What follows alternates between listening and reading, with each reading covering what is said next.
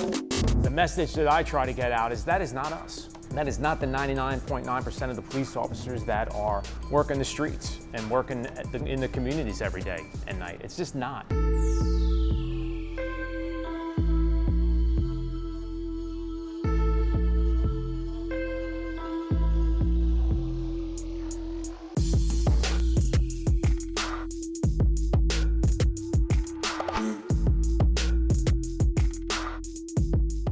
Welcome to another episode of Justice for All Beyond the Cut. I'm your host and executive producer, Nathaniel Paul. Today I have the honor and privilege of leading a conversation many of you, our viewers, have asked for, a straightforward dialogue with members of law enforcement. So much of the division in our world is based around the interaction with men and women in uniform. So we're going to address some of the primary concerns today with a conversation with three active police officers. From the St. Pete Police Department, I have Courtney Parker, Carly Smoke, and Jonathan Vasquez. Guys, first of all, thank you so much for your service. Thank you for your time here today. Welcome to Beyond the Cut. Thank you. Thank you for having us. I'm so happy I've been hitting the gym lately because you three look like you can be in the Olympics right now. No.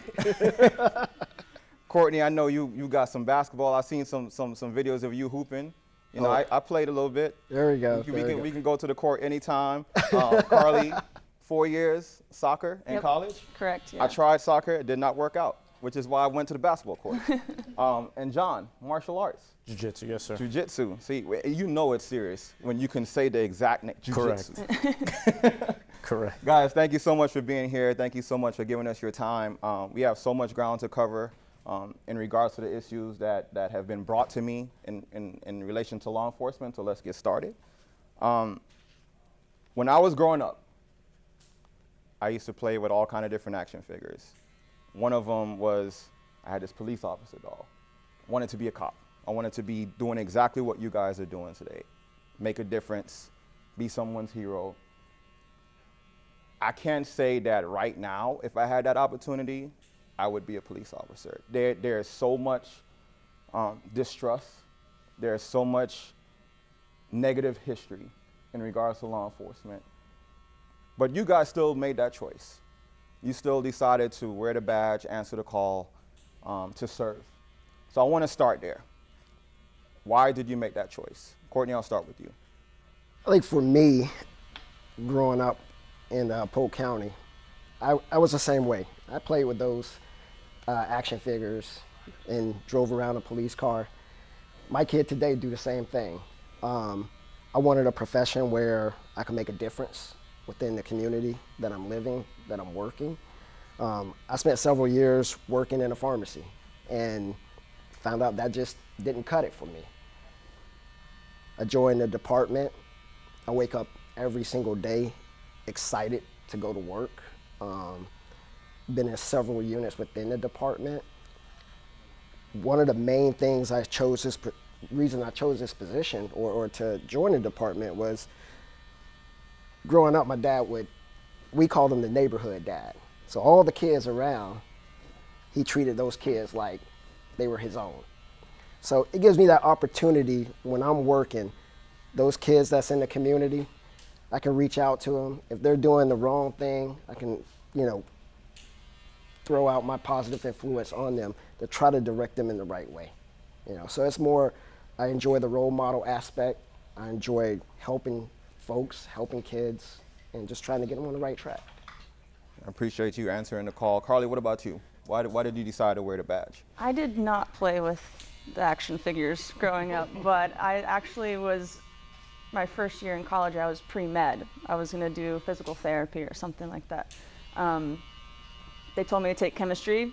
I said, no, thank you. I moved on to the next one. I read a book titled Homicide Investigations 101, just because I had to do a book report for some class, and I just absolutely fell in love with it. Investigations, just that route into law enforcement is what I fell in love with. So I went for it. And once I started working patrol, that's all I ever wanted to do. Having fun, getting out there, the fun side of policing is what really drew me in. I don't know if I started over right now, I don't think I would do it. I don't think I would. But I did it so young, and I fell in love with it, and now it's a passion of mine. Why is that? Why do you think that you would not want to do it? I wouldn't put myself in that position. It's the hardest job to get and the easiest one to lose. You could do your job correctly these days, do absolutely nothing wrong, and still potentially, lose your career. So I don't think I would set myself up like that today, but I'm here. I've been doing it for 7 years now, so I can't see myself walking away for a while. We appreciate you very much. I know that it's not an easy job, and you still wake up every day and put that uniform on and serve. So thank you for your service. Yeah, thank you. Speaking of service, you want to talk about someone that has dedicated their life to it. You also served in the Army. Yes, sir. Before becoming a police officer. Yes, sir. For 5.5 Talk to us years. about 5.5 years. Talk to us about that, making that decision to be in the military and now be a police officer. Yes, sir. September 11th was the catalyst that made me want to join the Army. Being from New York, that was something that hit close to home, and definitely wanted to serve my nation. I was 18 at the time. A lot of, million things run through my head, and I was like, what am I doing, in life? What is stopping me from joining? What am I going to tell my son later on, 20 years from now, where we find ourselves now when history is being talking about September 11th? What am I going to tell him that I did? It's not like I was a professional athlete. I wasn't in college. So I was like, I'm going to join the military and serve my country. Did that for 5.5 years, deployed twice to Iraq, lost a lot of friends, missed my son's first birthday. So after my second deployment, actually during my second deployment, I was on the phone with my wife, and I made a decision that I don't want to keep missing out on his birthdays. This is something that affects the family. When you're over there, you have to disconnect mentally and emotionally from the family because you're going through so much over there. You can't be at two places at one time. It's not safe to do so. So after that conversation, I still want to continue to serve. After that 5.5 years of serving my country, I wanted to serve a community and bring what I learned throughout the military, leadership skills and traits, and I wanted to bring it to a police agency. St. Pete was the first agency to reach out to me. They actually reached out to me while I was still in country. As soon as I got out and out processed, I got in touch with the recruiter and we started the process. I was in patrol for about a year. And then after that, I started in the street crimes unit where we worked street level narcotics throughout all of St. Petersburg. I tried out for K-9 twice, didn't get selected the first time. Tried out the second time and got selected. I've now been there for 8 years in about 6-7 months. I'm the assistant trainer of the unit. I love working with dogs and providing a safe environment for our community. Appreciate all three of you sharing your stories and why you made the decision to answer the call. As I mentioned off the top, a lot of the division in this world and in this country centers around the work that you do. You are here as on your own. I mentioned that you're from the St. Pete Police Department, but you are representing yourselves right now as individuals. I want to talk about some of the reasons why there's distrust. Going all the way back to Rodney King, George Floyd, Eric Gardner, these videos have circulated and sparked anger, sparked a lot of division. I want you to take your police hat off for a second. Take that badge off and just talk to me from a human standpoint. This is men, as a woman, and how that personally made you feel when you saw that footage. Think about your answer. We're going to talk about it after the break. You're watching Justice for All Beyond the Cut.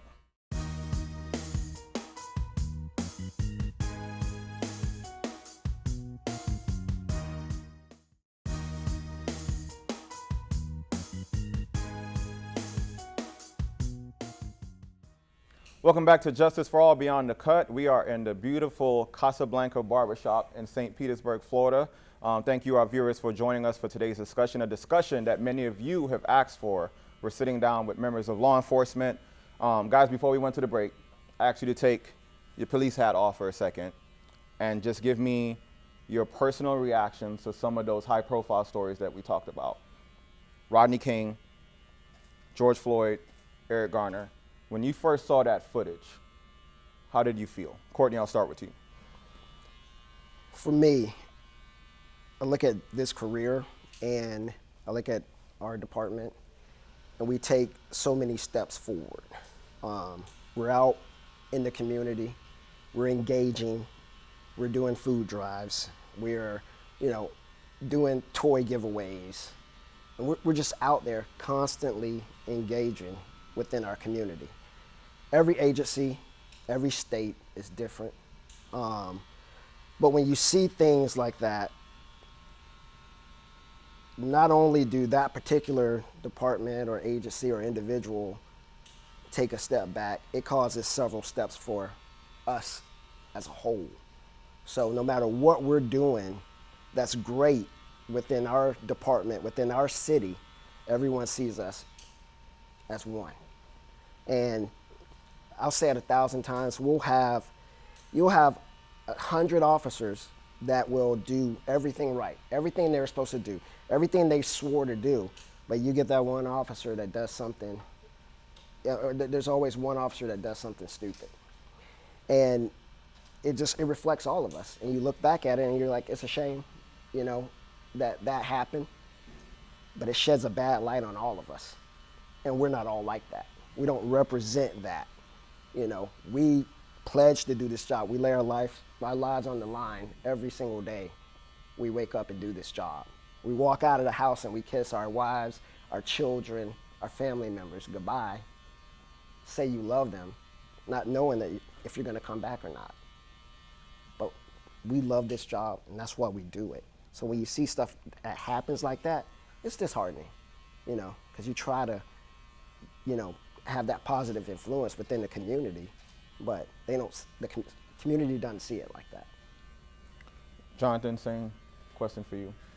Not to repeat everything Courtney said, but I'll hit on some of them. One, to see something like that, to see somebody lose their life in that manner, nobody signs up to do this job to ever be involved in something like that. Nobody wants to do anything like that. It's horrific, it's hard to see, it's hard to stomach.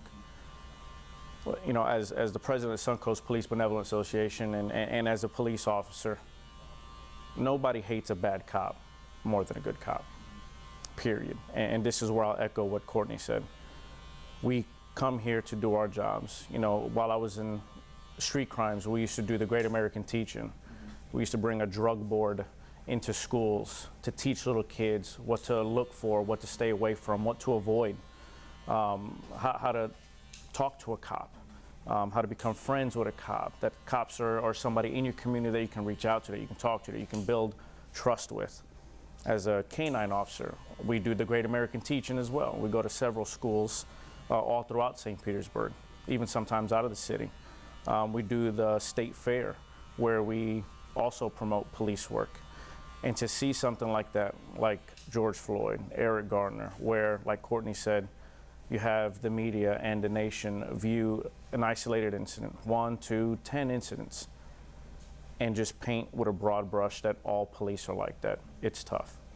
When in your heart of hearts that disgust you to see stuff like that, to then be labeled as somebody who would do that or who did that or who took part in it, it's tough. It's tough. Like Courtney said, you come to this job wanting to make a change, wanting to interact with your community to make your community better.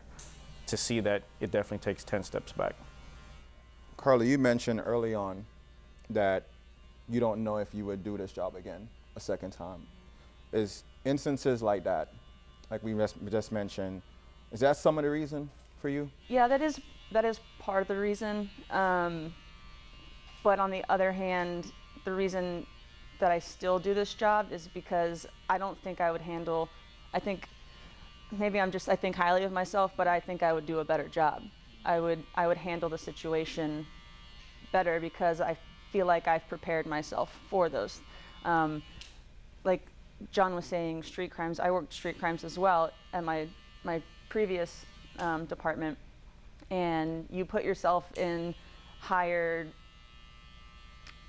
what's the word? You put yourself in, there's different shoes. I mean, I'm not just going to take an auto theft report or a petty theft report. I am pulling over people knowing that they will have stolen guns in their car, knowing that they are willing to fight back to not go to jail. So I've seen more of those, those sides. So I feel like I'm conditioned to do that. I've practiced it. So, like I said, maybe I think highly of myself, but I think that I would do a better job, and that's why I still, come to work and I still do it. Courtney, you mentioned going home to your families. When you have high-profile cases like that, videos like that circulating, what are those conversations like at home, just on a personal level? It's,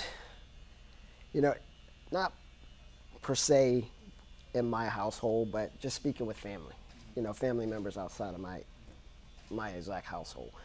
And it's one of those things where you get some family members who understand and some that don't. And it's hard. It's hard being a black officer with what's going on today. Trying to explain one side and, also seeing that side as well. And it's difficult. It puts a strain on a lot of relationships. There's been times where I didn't talk to, some family members about what's going on. I had a couple friends who posted stuff on social media, and we got into it, and it was one of those things where we called each other and talked, and I was like, I didn't really understand your side, so I think we as officers also have to take a step back and look at the other side as well, and just try to work through it together, You mentioned that it's hard being a black officer. A lot of people that reached out to me that wanted to have this conversation expressed that it makes a difference to them, regardless of the situation that they're in. If they're at fault, or if they're the one in need of assistance, when they see someone in uniform show up that is the same race as them. I want to get your reaction to that. We'll talk about that after the break. You're watching Justice for All Beyond the Cut.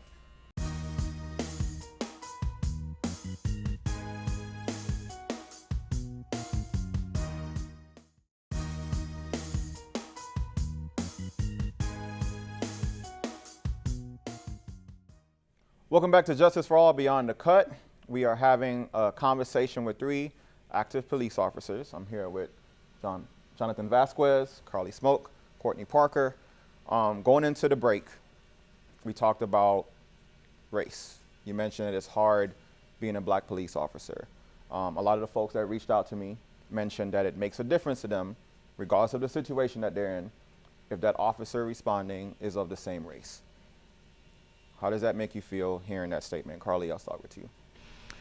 I don't know what it's like, to be a black police officer. I don't know what it's like to be a black citizen, black person. I don't know. I do know that interacting with a black individual, I can see that they are nervous, and all I can do is be me and make sure their interaction with me as a person is good, and their interaction with me as a police officer is positive. I treat people the same way. I fairness. So, like I said, I don't know what it's like, but I can visually see, how black citizens how they react when they see police officers. I don't know what it's like, expand on that, Courtney. You mentioned that it's difficult being a black police officer. Talk to me a little bit about that. Just in everyday society, you respond to a call, maybe it's a, noise violation. Someone's playing their music loud, and we get calls in and someone's complained about it. So we have to go out and, tell that person they need to turn their music down. You approach that person and, hey, sir, we got some complaints. Can you turn your music down? They say, okay. I start walking back to the car. Notice that they're still not making an attempt to turn their music down. So then I have to go back over. And then I'm a little bit more firmer this time. And then it's you this, you that, you just like everybody else. That hurts. We have thick skin as officers, But deep down, that hurts. I just came over to tell you that, and it could be your grandma that's on the next street, you know, trying to go to sleep, you know, and they can't go to sleep because you're playing music loud. For you to do that is disrespectful. I wasn't disrespectful to you. You know, that hurts. But they look at us like that. You know, that's the hard part for me. You know, your own people, you know, to say you're just like this, just again, categorizing all of us with a person that has done something, you know, not even in this state, maybe, or maybe not even in this year, but they categorize us and look at us as that person that did something wrong. Do you feel from your years of service that there's an expectation from the black community when interacting with you that you should be on their side because you are also black? Some, you know, here and there, you know. I've witnessed that where people are like, oh, you know how it is. No, I don't know how it is. I'm not approaching you because I'm here to harass you. I'm approaching you because we had a complaint. Like, so I'm not going to let you continue to do that.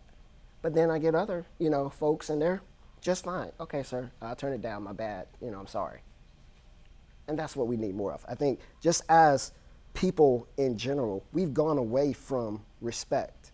You know, you look at how kids are raised nowadays. They're not raised how your mom and my mom and our parents raised us.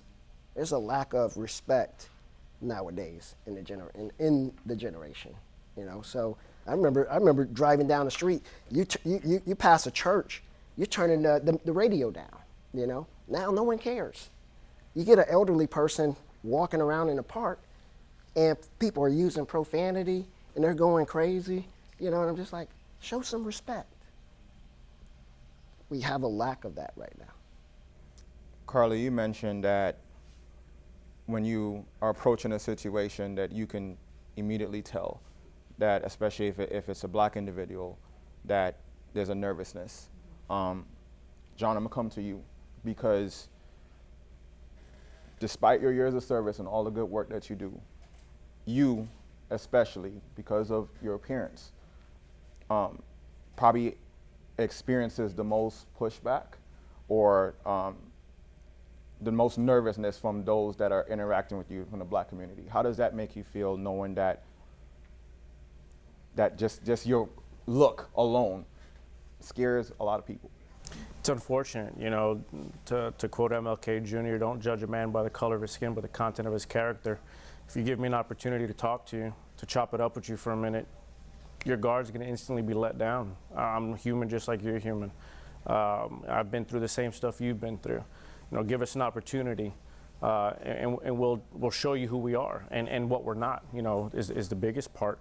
Like Carly, you know, I've seen that the attitude shift when they realize, you know, who we are and that we're approaching a vehicle and that we're not an African-American male or female. After the intense situation maybe of a traffic stop with an arrest is done, and I sit there and I'm talking to the person, I'm reading them their Miranda rights, and I start talking to them and literally talking to them. You know, there's many times when I was in street crimes, I would sit in the back seat with them just to interview them, just to talk to them. You know how many times people look at me like, man, you real, man, you know, you keep it 100 with me. Well, that's who I am, that's how I am. You know, if you give us the opportunity to do that, we'll show you who we truly are. Again, not to be categorized as everybody else or every other bad officer, you know, you see. It's tough knowing that you're viewed a certain way, not based on the way you conduct yourself, but the way the worst person in your profession has conducted him or herself. And that's a tough thing to live with. We're gonna take a break. When we come back, I wanna dive into this discussion a little bit more and really kind of explain why there's such a fear from the community, especially members in the black community when they see men and women in uniform. We'll talk about that after the break. You're watching Justice for All Beyond the Cut.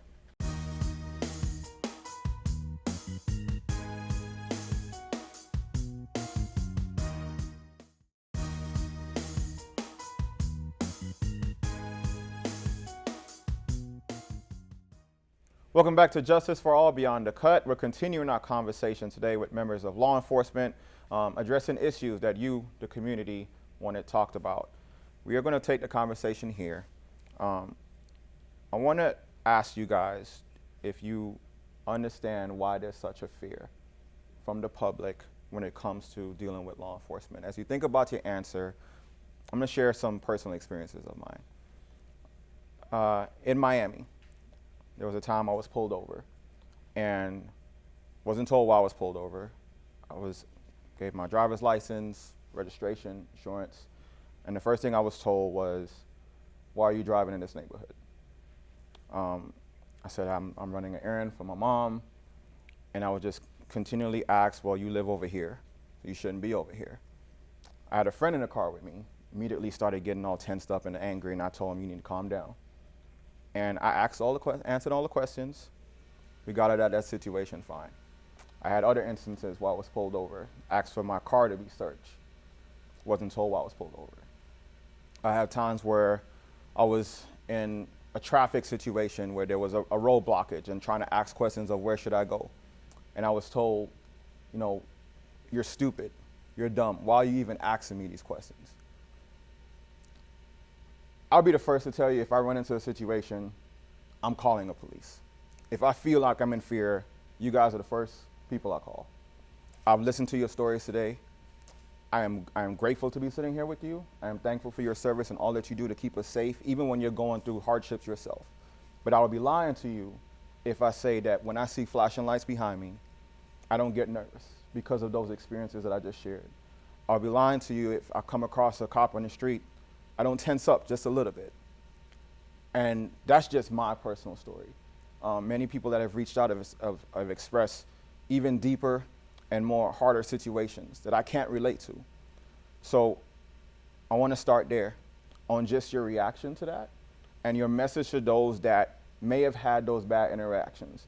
And they may not know that you're a father. They don't know that you're married and all the things that you do for the community. They just see uniform. And they feel nervous, and some of them are flat out scared. Your reaction to just even my story and your message to them. John, I'll start with you.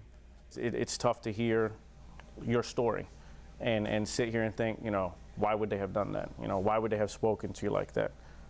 It's something that if I hear an officer speak like that to somebody, like, "Hey man, you having a rough day, bro? You all right? You good? What's the problem?" And I'm sure many of our officers would do that. I've never heard an officer that I've been working with or conducting a traffic stop with at the same time speak to anybody like that. And that's something definitely you pull them aside and be like, "Hey, what's going on? That shouldn't have taken place like that." Courtney, does that factor into in your mind when you are, whether it's a traffic stop, responding somewhere, and you see someone getting very defensive? Does it factor in your mind that this person possibly may have had a traumatic experience with law enforcement before, and then how do you deal with that? I'll tell you what, I love to tell stories. So my kids always tell me I tell life stories. So I had a friend who, she was voicing her opinion on social media. It's different than the other. But again, I got a little upset about what was being said. And one thing that she told me was that, and I explained to her, I go, "Listen, I know from my experiences in my department how we do things. And I mean, it's amazing how much outreach we do within our community. But what I didn't understand is her experiences. And can I say I've ever been pulled over by a police officer and felt threatened or whatever? No, I haven't.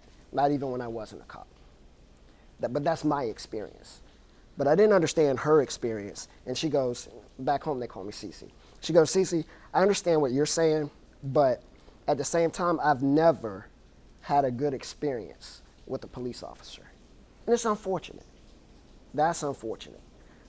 But when I look at our department and where we're moving, how I police, I don't feel, it's one of those things where I see that it's moving in the right direction.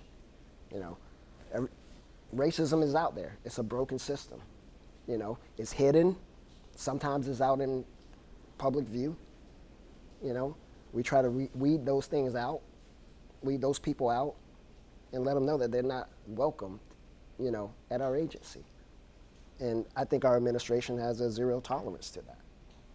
I mean, we have body cameras now. Some people don't like them. I think it's amazing. It captures everything. Certain traffic stops, our body cameras are on. Our in-car cameras are on. So I think we should be just moving forward as departments, to better, to make those circumstances. You mentioned accountability. One of the surveys that we did preparing for this conversation, it was one of the primary areas of concern that was brought up. Statistically, our respondents said that they feel safe in the presence of law enforcement. It was not even close. It was by far. They feel safe in your presence. But when it comes to accountability, there's a feeling that cops cover for each other. Cops don't hold each other accountable.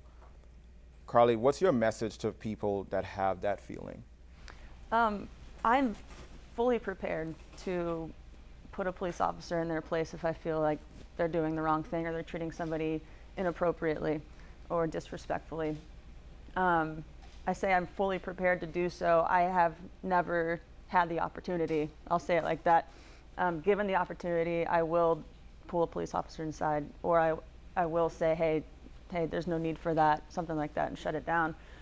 Let's look at this from the other side for a second. So I mentioned the community fear, the feeling that they have sometimes when they see those flashing lights or come across you guys in the street. In the beginning, we talked about George Floyd, Eric Garner, Rodney King. When high profile stuff like that happens, you guys have to put your uniform on, go back to work. Talk to me about managing your emotions in those situations, knowing that tensions are high right now across the country. There's protests everywhere. Something crazy like George Floyd just happened, but now you still got to go out and patrol. And you know that members of the community right now are not really feeling you.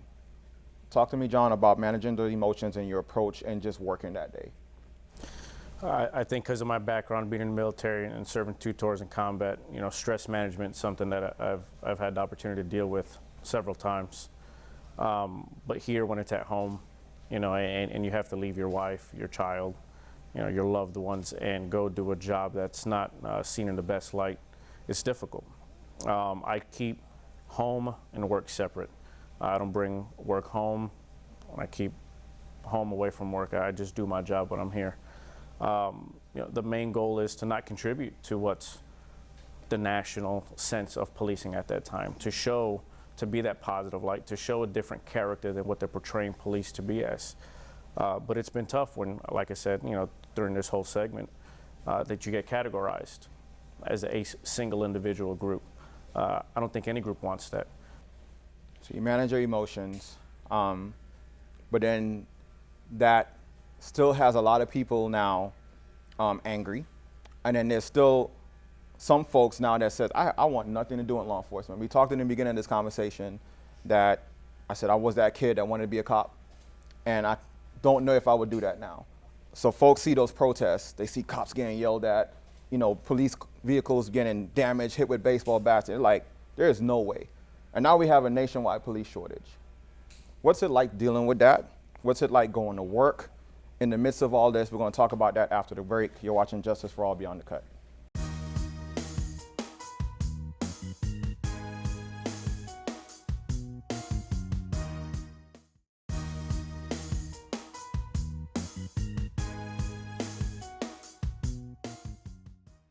Welcome back to Justice for All Beyond the Cut. We are in the beautiful Casablanca Barbershop in St. Pete.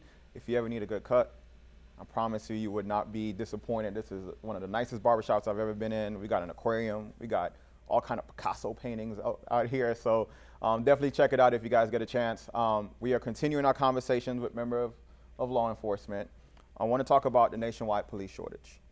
There are some folks right now, and Carly, you even attested to this, that you wouldn't know if you would do this job again. And there are a lot of folks that are saying that I want nothing to do with this. People are protesting you. They want to defund you. What's your message to those that might be on the fence in wanting to do this work? Carly, I'll start with you. Yeah, My message would be that we are all qualified to do other things, and we all have backup plans. And if we get to the point where I have to leave, I can't do this anymore, I'll be fine. I'd probably be more successful, you know what I mean? But I want to stay and I want to do this job because, like I said earlier, I'm not the egotistical bully. Like, we're a very fair group of people. And if we get kicked out, if we get defunded, if we get, you know, if this keeps up, then we can go do other things. And who's going to stick around? The egotistical bullies who do this because they got picked on in high school, so now they're going to pick on people. You know, I mean, that's my message. Courtney, does that make the job harder with this shortage, knowing that people, first of all, have this fear of law enforcement, and now you have people that don't want to become cops? Has that made your job harder to do? I think when you look at this job, me, myself, I compare it to being an athlete. Tom Brady might be, you know, make a bad play, but he shake it off. And he goes out there and does his job. This is exactly what this job is. Something happens, you shake it off, and you go on to the next call. Folks that go into law enforcement, they love what they do. And they have thick skin, and they shake it off. So it's just one of those things where, you know, yeah, I hear it, I see it, but you just move on to the next one. You don't let that interrupt the rest of your day, you know, because there is somebody else out there that needs your help. And that's why we got into this job, is to help folks. You know, that person that is, you know, mouthing off to you, whatever it may be, at the end of the day, if something bad was happening to them, myself, the rest of the other two here, the rest of our department would be there helping that person. You know, no questions asked. That's what we do. You know, through it all, that's what we do. When you have protesters flicking you off and you're riding behind them just to protect them from the angry citizens that, you know, they're upset because they're blocking the roadway and they can't get through. But the protesters are flicking you off and you're protecting them. You do your job and keep moving. How do you interact with the protesters when something like Eric Garner, George Floyd happens and folks are angry? And you still have your job to do. You got to make sure the streets are safe. When you see tears coming down folks' eyes, how do you interact with them and give them that peace of mind? Talk. You talk. I mean, you get out there. I'm not saying get in the middle of a crowd, but someone that wants to talk to you and explain their side, you listen and you talk. You could talk it out. You could talk out anything, you know. Maybe you don't understand their side. Maybe they don't understand your side. You come to an even ground. I mean, I've got out and spoke with protesters, you know, and it ended fine. No issues. I got back in my cruiser and we kept going. Just talking it out. There's so much hatred. There's so much rage that's going on, you know, and just sit and have a conversation like we're doing. John, you served in the military, you're now in law enforcement. Your message to any individual, male, female, white, black, that wants to do public service but are nervous because of everything that we've talked about today? They have the right to be nervous. You know, there's a lot of stuff going on, you know, within our profession that would make anybody nervous. That would make a cadet who just signed up, somebody who's in the academy, somebody in the beginning, middle, and end of their career. It'll make them nervous. You know, you hear the word defund, you know, you hear people leaving in the middle of their careers. You know, at our agency, we've had some people who started the academy and just realized, man, this might be too tough for me. And they didn't stick it out. They chose to leave. We've had people in the middle of their careers, find another opportunity and leave just because this is too much, you know, to deal with those stressors and to deal with, again, what's being told and said about them nationwide when they're not part of that is tough. People at the end of their careers who have the opportunity to go into something called a drop after their certain time of service, they're refusing to do so and they just leave as soon as they hit retirement. The job still needs to get done. it's a tough job. I mentioned at the top of our program that this was by far the conversation that our viewers, the community, wanted to see. When we come back from the break, I want you guys to be able to give your final message to them. What do you want them to take away from this conversation? What do you want them to know the next time they see you out patrolling? We'll do that after the break. You're watching Justice for All Beyond the Cut.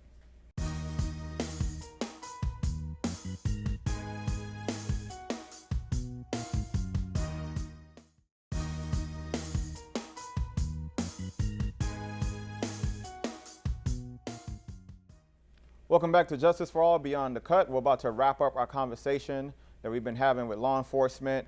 Guys, as I mentioned at the top, this was the conversation that our viewers wanted the most. Your final thoughts, your final message to that young boy, that woman, that child, still playing with that police cruiser. There's so much mixtures of emotions in regards to law enforcement. Your final message to them that you want them to know. I'll start with you, John.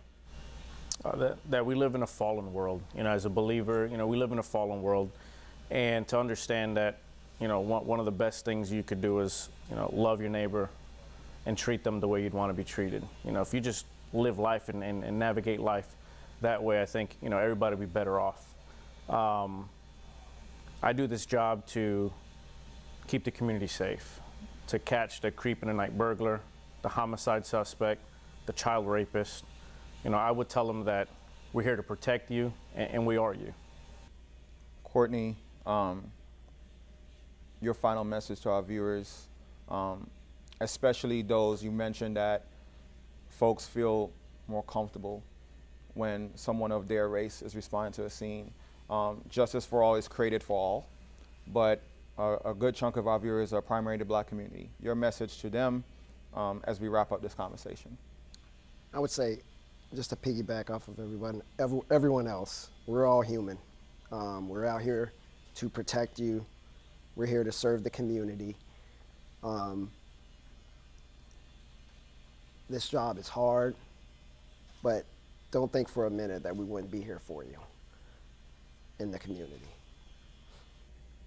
Guys, thank you so much for your time today. Thank you again for your service. Everything that you do on a daily basis. You have dedicated your life, your careers to keeping us safe. I can tell you, for me personally, for someone who had some of that fear, you know, this has helped.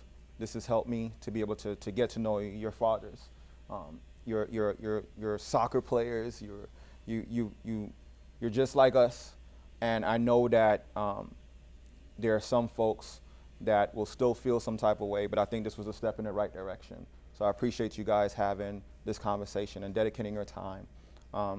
Thank you, viewers, for watching at home. Thank you for reaching out and wanting to have this conversation. I push you guys to do the same thing at home with your family, with your friends. If you see a member in law enforcement, approach them. There's coffee with a cop conversations. You can contact them. You can reach out to us and we can set something up. Don't be afraid to have these conversations. It's the only way we're going to move forward.